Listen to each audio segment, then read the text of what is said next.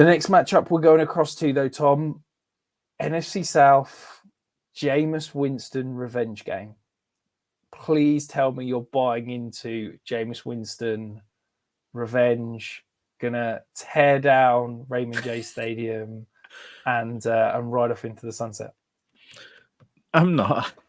I've never been the biggest Jameis Winston fan. I think, he was fantastic for fantasy in the 30 interceptions and 30 touchdown season. And there's something about Jameis Winston that is fantastic. But I'm not sure we've really seen that over the last couple of years when he has been called upon. Last week, he obviously did not play the entire game, but he only finished with 4 points. Like, it wasn't like he came in and started slinging it and was fantastic in a game which the Saints needed a spark from. So, yeah, I think for me, the most interesting part about this offense this week, it's the Alvin Kamara returns. We've seen Kendre Miller struggle and not be particularly interesting or good. We've seen Tony Jones just not be good. Obviously, Jamal Williams is on injured reserve. Taysom Hill hasn't really done an awful lot this season, but I think Alvin Kamara can be fantastic. I think he's going to see a really good workload. I wouldn't like to bet on Alvin Kamara in 6 or 7 weeks' time. I'm not sure he's got it quite in his legs anymore, but I think for now, you can absolutely play him. I think on the Bucs side of things, Rachaad White, you keep trying to play him. I'm not sure he's going to have a great week, but I think he makes up for it in the PPR side of things because he does see those receptions. Chris Godwin, I was really hoping for a good Chris Godwin season, but you pointed out on Twitter, he's just not getting those design screens. He's not getting those plays that he used to have. And part of that is the offensive coordinator who comes from the Seahawks system where it just wasn't a part of their game either. So, yeah, it's been a big disappointment for me that Jerron Johnson's not been involved, really. He's had 1 red zone target through 3 games. We've seen Jimmy Graham out there catching touchdowns. And I think that's one of the takes I regret from the offseason the most. Obviously, Jimmy Graham signed late and all the rest of it.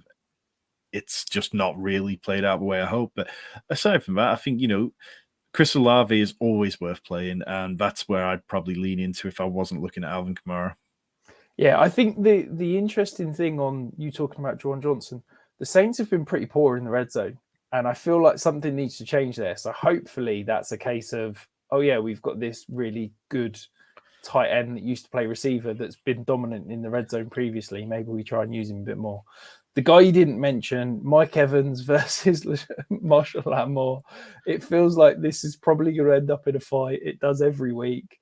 But interestingly, we've got on the screen here, Mike Evans doesn't produce against Lattimore.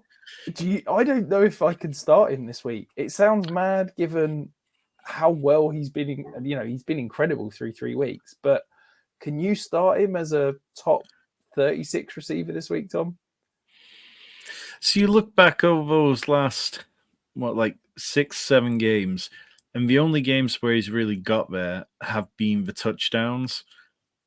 It's so if you're telling me, can I get 8 points out of Mike Evans this week, or can I shoot for upside with someone else?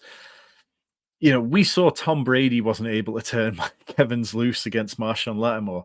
And now we're going to go, okay, is Baker Mayfield going to do it? I know Baker Mayfield has been playing well, but I'm really not sure I can say that sentence to myself as I look at my lineups on Sunday and try to work out what I'm going to do. So I think if you've got a better option than Mike Evans this week in a matchup which is likely going to bring more points, I feel like this game could be a bit of a slog and could be quite low scoring. I think most Saints games this year are going to be quite low scoring. Then I'd probably just opt for that instead. Yeah, it's one of those where it's going to be really hard to take him out your lineup. It feels ridiculous, but I just think if you can find a solid alternative, I'd try as hard as you can because I'm really nervous about him this week. A couple of questions in the chat. Should you trade Pollard for Derrick Henry? Oh no! Sorry, no! Sorry. I thought we were gonna have a big argument there, Tom. No, I was reading it the other way around. I would trade Derrick Henry for Tony Pollard every day of the week and twice on Sundays. But no, there's no situation where I would trade Tony Pollard for Derrick Henry. Absolutely not. You scared me there. Yeah, Tony Pollard by an absolute mile. And then, would you rather have Aaron Jones or Ramondre Stevenson? Ramondre by a mile for me here.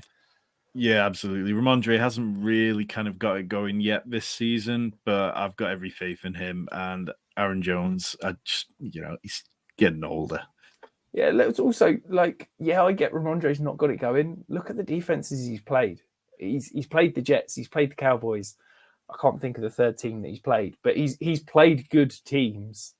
So yeah, I'd much rather that. Bedbugs comes back and says, "What about Josh Jacobs for Derrick Henry?" I'm not trading anyone for Derrick Henry. I think we can get down to Derrick Henry in a bit, but what we're seeing is that he's off to his typical slow start that he always is.